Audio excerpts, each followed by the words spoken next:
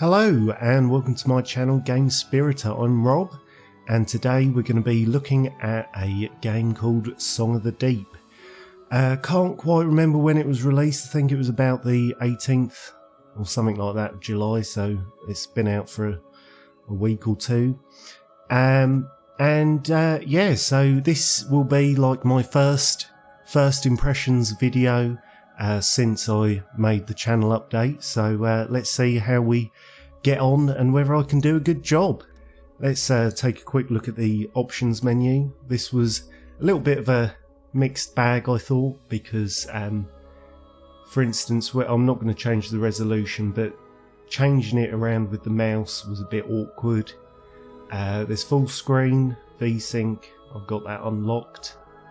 I'm using like the Nvidia VSync, where if it dips below it turns it off or something like that. Yeah, the controls, I had to put the difficulty to beginner to get past the first boss, which I will explain later, but we'll bump that back up to intermediate. So we've got controller, vibration yes, gamepad. These keys can't be rebound, but I mean they work for the most part. And then we've got keyboard and mouse, and again these keys cannot be rebound, so that's a little bit disappointing. Yeah, so we covered graphics, controllers, and separate sliders, beautiful, and subtitles as well. So that's the options menu, a little bit basic, and that's another thing, you can't actually click these buttons, but I mean for most people, you know, it's functional. It's just a shame you can't really rebind the keys. Okay, so let's jump into the game. So we'll press continue. So what to say about this game? Well, personally I think it's a little bit of a mixed bag. The controls, I feel, let the game down a little bit, especially when you're using like keyboard and mouse. Basically with the keyboard and mouse, you don't use the WASD keys to move, you just press the W button, and that is what propels your ship forward. At the moment I'm using a controller because I have found it a little bit easier. But yeah, when you're using the keyboard and mouse, I'll just quickly flip to it actually. So you get a little crosshair here, and you point that where you want to move. So you press the W button, and then you just move with the mouse. It's okay, but the biggest problem I found with it was my temptation to want to use AD and S to move backwards and forwards as well, so you can't do it. And when you're like in a boss battle, for instance, which I will speak about later, it gets a little bit confusing as to where you're going because you're trying to move up and down. But as I'm here, let me just take a minute to talk about the upgrade system of the game. So basically it's slightly, the Steam page describes the game as a Metroidvania style game, and it is to an extent, in as much as you do find upgrades for your ship. For instance, you know, at the beginning of the game you find a claw thing, if I can find it. There we go. So I'm back on the controllers now. Yeah, you find a claw thing which shoots forward like this. So those upgrades are, I would say, very Metroidvania. And after the first boss, you finally get a torpedo. I'm not sure which button that's bound to. So that's bound to the left trigger button thing. So you do get torpedo. But that's where I would say the similarities end. You have to collect coins and bits and pieces, which make up the total of treasure in the top right hand corner. And yeah, that is right, isn't it? Top right hand. I have a little bit of trouble with my left and my right, you see. So yeah, top right hand corner, you get gold, etc. And then you can buy upgrades. But okay, so it is telling me the prices now. Earlier when I was playing the game, it didn't give you a price for these upgrades, but that seems to have fixed itself. So yeah, definitely need the boost turbine. Jesus Christ, the boost that you first get is so weak that you can't do it. But well, yeah. So what was I saying? So yeah, I was going to criticise that for not showing the prices, but somehow that's fixed itself, so that's good. I don't know what the mystery thing is down there. But I mean, as you can see, all these upgrades are quite expensive. Luckily, this one was only 150 coins or whatever the treasure is in the game. And yeah, I mean, like 400 for that, I suppose. Obviously you have to get collecting, but I mean, currently I've been playing the game for about 3 hours, perhaps just a little over. So let's try the old turbine. Oh yeah, that's much better. Basically before this it would only last for a few seconds, so I didn't upgrade it before the boss battle, and as a result I found it quite difficult. I've got some. Let me just check the map to see where we're supposed to be going. So we're supposed to be going back down here. I mean, at the minute, I would say like a big criticism that I have of the game is the lack of a mini-map. Oh god, can I get through there? No. Okay, so I'm going to have to go all the way back round. Yeah, you don't get a mini-map, and so it can be quite annoying to figure out where exactly it is you're trying to go. It would be nice if there was a mini-map on the screen. Mini-map, mini-map, mini-map. Let's see how many times I can say that. The enemies, for the most part, you can see here are like jellyfish. Just died. Well, it's probably easier because now I can just go straight down here. The enemies seem just to be a little bit generic. I mean, you've got some jellyfish, as you saw just then, and like these little sea urchin-y type things, which just shoot sort of points down at you. Points, I don't know, javelin, speary type things. And I mean, that's pretty much all I've come across. I mean, there have been a few different enemies other than that. For instance, see, and look, the sphere of influence of the shock that they give you, it's just outrageous. So these things, they only do damage to you, but if you shine the light on, they move out the way. And that's the thing about the controls, really. Playing it with a controller is decent because obviously with the analog stick you've got more control about how fast you want your ship to go, or submarine even. But with the keyboard and mouse, the temptation really is just to hammer the W key, which of course then you're not being very accurate with your movement there. So these enemies I've never seen before. Oh no, I have seen them. They're shooting like missile things. And that's the thing, with like Super Metroid or something like that, you'd go into a room and every time you go into that room you have a set amount of enemies. And with this game, oh, fuck off. Keep fucking with the electric shocks. Do excuse my language there, but as you can see, they are rather annoying. Yeah, with Metroid, Super Metroid, you go into a room, you have a set number of enemies, And this game, they seem to just sort of spawn out of nowhere.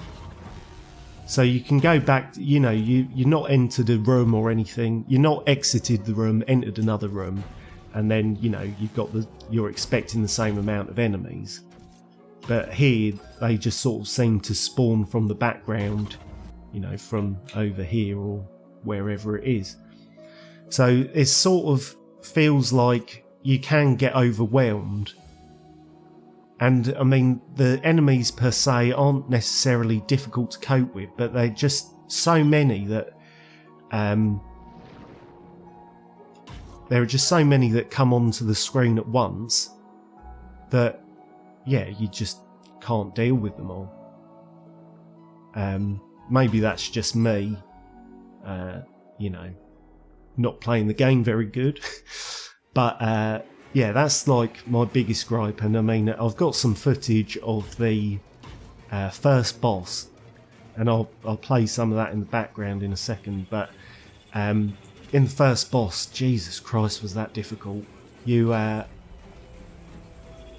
wasn't difficult in as much as you know exactly what it is you're supposed to be doing. You've got to tease this spider out, and then you've got to go up to the ship and pull down these cobwebs, and then the ship will eventually end up and crush the spider.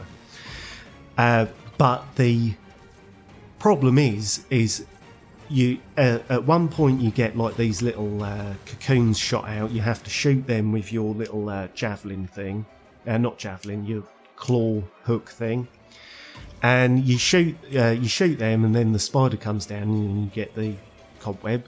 Piece of piss, absolutely fine, no problem. Then like you do that a couple of times, and then just a torrent of those jellyfish come flying in at you. Then you've got to kill all of them. Okay, no problem. Shoot the next cocoon, job done. And then the spider, it turns into like a fucking bullet hell type of affair, where it's just shooting loads of poison at you. And the problem with the game is because it's underwater, obviously the physics are not the same as if you were on land. And so you've got to dodge one shot of poison, that's okay. And then after the next like round, it shoots two, it alternates between one shot of poison and then two shots of poison. That's like not too bad, but then you've got to swim around to try and kill all the other enemies that have spawned whilst dodging all the shots of poison. And then after that, then it shoots three whole shots of poison, and it was just a nightmare. And that's why I had to switch the difficulty down, because but I don't even think that made much of a difference, to be honest. Basically, it was just like you couldn't move for all the enemies. You couldn't move like fast enough, and maybe that's my fault because I didn't upgrade the boost system. You couldn't move fast enough to get out the way of the shots of poison. And so, you know, it took me like 2 or 3 tries, all of which I've recorded and, you know, to put up whilst I'm speaking now. And oh my god, it was just a nightmare. It really was. And that's the thing, because it's underwater, you haven't got that much manoeuvrability. And you know, like, you know, look here for instance, if you go forward, you don't turn on a sixpence. And so when you're doing that like boss battle, which requires quite intricate movement, and you need to know exactly where it is that you're going, you need to know where it is you're going to be stopping, it makes it really, really difficult to fight the enemies. So that's like my experience of it so far. As well, the worlds, say like here, you know, there's just so much stuff. And I mean, I read on the page that it was supposed to be focused more on exploration rather than combat. And I know that there has to be combat in the game, otherwise, you know, you're just going around in a big empty world. But say, look, that's just come from nowhere. That's just come from nowhere as well. There's no indication that you're going to have more enemies to fight or anything like that. And because there isn't like a specific set area per se, there's not like in Super Metroid where you shoot the door and you go through the door and there's your enemies. You come out the door, you go back in and they've respawned. Because the world is so open, I suppose the way that the developers, which by the way is Insomniac, if I'm not mistaken, the way the developers, I guess, have combated that is by just randomly spawning a set number, but they just come from nowhere, and in the smaller areas that you're in, as I said earlier, you know, you just become so easily overwhelmed. I mean, one good thing about the game is that, you know, you don't take damage to your ship if you crash and bang into the sides of things, so that's good, because more often than not you do find yourself like not necessarily stuck into a corner, but you do find that you are just, you can't necessarily be as accurate as you would like to be, and so you do end up crashing into things.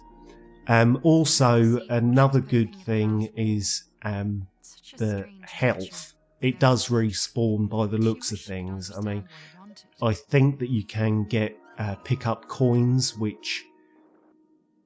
I'll just shut up a minute.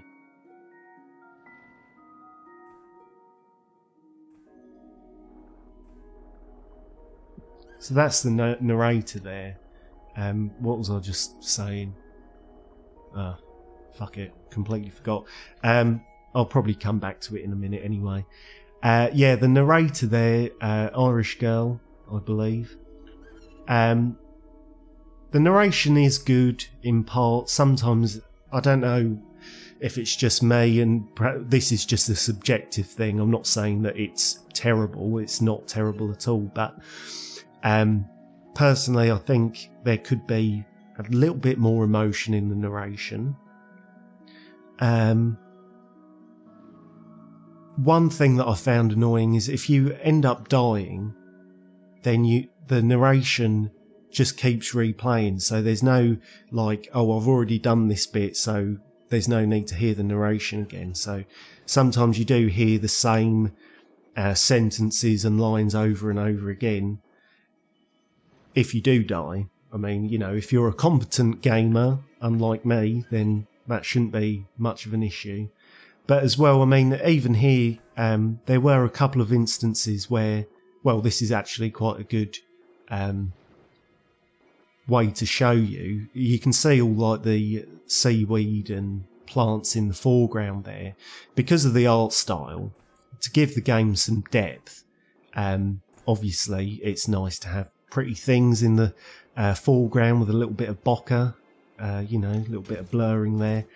But it just completely obscures what the hell this is. I have no idea what it is, because the seahorses obviously go into it. Or do I shoot it? I don't know. Do I fire a torpedo at it? That looked like it. I can't tell whether it did anything or not. So, you know, there were a couple of instances in the first 3 hours where you just end up sort of getting lost a little bit, because the way the foreground and the graphics are designed, that you just sort of get you know, lost in what it is you're trying to do. I don't know what that is. Also, I mean, with some of the character design, you can see that this seahorse is supposed to be a friendly character, and there's not much to distinguish it from the, you know, from what it is, like from the background, the foreground, and whatever the fuck the middle ground is called. So yeah, I mean, I think the game probably will have some more potential like in the later levels, but in the first 3 hours I found it to be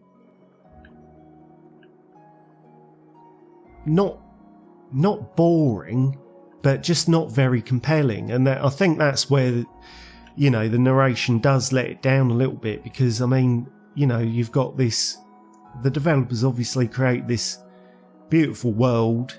I mean, the graphics are really nice.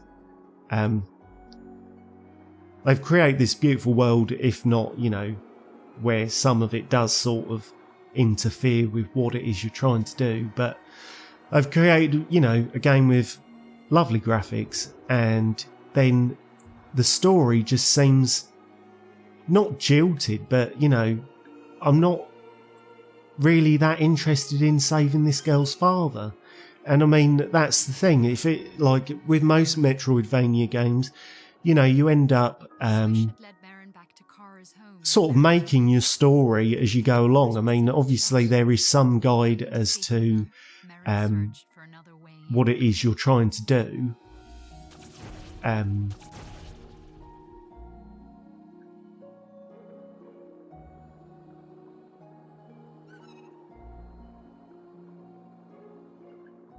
See, I mean, I just found it quite, the narration quite forgettable, really. I mean, you know, as I was saying, with most Metroidvania games, you make the story based on, you know, what it is you're doing. You've got some freedom to do things in a different order. Obviously, you know, the aim of the game is to you know, follow the path. You know, it's not linear. It's linear in as much as you've got to do this to progress, but you make up your own story because you can, you know, do things in whatever order you wish to do it in. And whilst that may be the case here, the narration, I feel, the story elements of the narration, they just get forgotten because you're just interested in exploring this world that the developers have created. But it also feels like, you know, you've got to shoehorn yourself into, you know, following it quite in a linear fashion. So what's this down here? So of course you've got like things here where you've got to interact with the world. I don't know how to get through here. I mean, I've got some footage of that as well. There were like, some of the puzzles just feel a bit convoluted.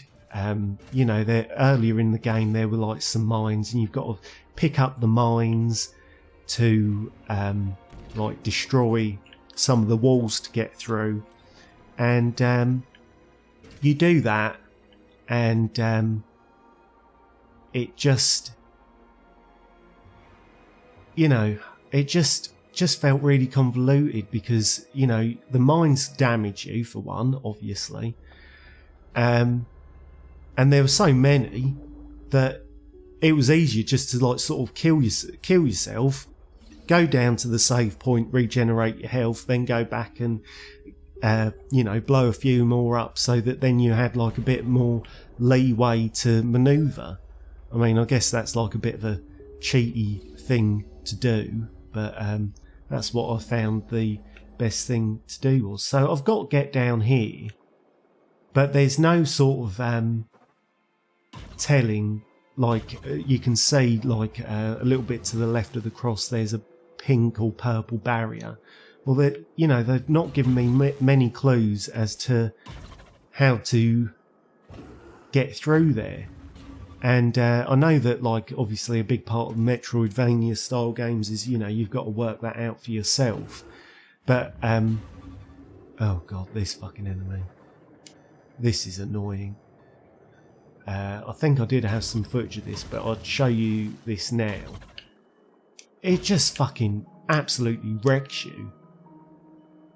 Right, you'd think, wouldn't you, that it opens the claw and you shoot it, like, in the face. But no, you've got to wait for it to do that. You've got to boost round, and then by the time you boost round to shoot it up its arse, it has turned around, and you can't fucking do anything. And he keep following you. There was an instance where he got stuck in the terrain towards where I was supposed to go, and then like I had like a bit of a hassle trying to get past him. But yeah, I think like, oh my god, and if you were trying to do this with the keyboard and mouse, I'll just show you that now. You know, you can probably hear it because I've got a quite loud mechanical keyboard. You've got to keep tapping the W just to gently manoeuvre your way forward, and you just want to keep holding down the W. So yeah, I think that's pretty much all I can say about the game, to be honest. I don't think it's a bad game. I think, you know, with a little bit more, you know, if the game looks like your cup of tea, then of course you're going to enjoy it, because I don't think it's a badly designed game. I just think that due to the nature of like the underwater elements, I'm just going to go back to the controller now. Due to the nature of it being underwater with like, you know, underwater based physics, it just makes everything a bit more difficult, and you can't accurately place a shot or know exactly what it is you're doing. As well, you know, you've got to collect gold to upgrade your ship, which isn't a problem in and of itself, but sometimes it can be a little bit annoying because, you know, you can't collect enough. Oh, actually, having said that, I've just looked up and I've got 375 gold, so I guess, you know, the developers have thought of that. But yeah, I just feel like, you know, like this for instance, you've got the current coming in, you've got to time everything, and it's not difficult by any stretch of the imagination, but it is just annoying. And I think that's the problem with the game. Like, I don't think it's a bad game, I just think that there are one too many elements which are just annoying, and it does just end up sort of ruining your enjoyment of the game, I think. I mean, you know, with enough time, of course you're going to be able to finish the game, but I mean, that's the thing, the boss, it was just annoying because there was just, you know, so many of the other enemies that came and spawned in, and Jesus Christ. And like, that's the thing with the boost, you've got to wait for it to cool down and things like this. Obviously, you know, like, that's the thing, you've got to get yourself stuck on the terrain to traverse this little area, and you just can't do it as accurately as you could if it was like land-based. But then of course, if it was land-based, then there wouldn't be any need for like this current system, you know, the currents whooshing in. And that's, oh yeah, that's just like my biggest thing with the game. It's just average. It's just a little bit too annoying for me. And it's a shame because, you know, looking at the graphics, and, you know, I do like a good Metroidvania game. I really wanted to go in liking it. So, of course, okay, you know, you've got to hook onto here and then boost through. I mean, maybe it is just me that's not fully grasping all the little elements. So, you know, you'll have to watch this video and make up your own mind whether you think it's something you'd be interested in. But for me, I don't think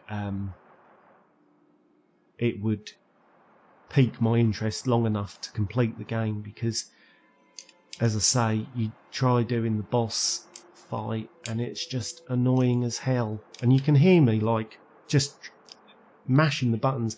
I mean, at least with the keyboard and mouse, I'll just go back, you do have more control over where you land this little claw thing.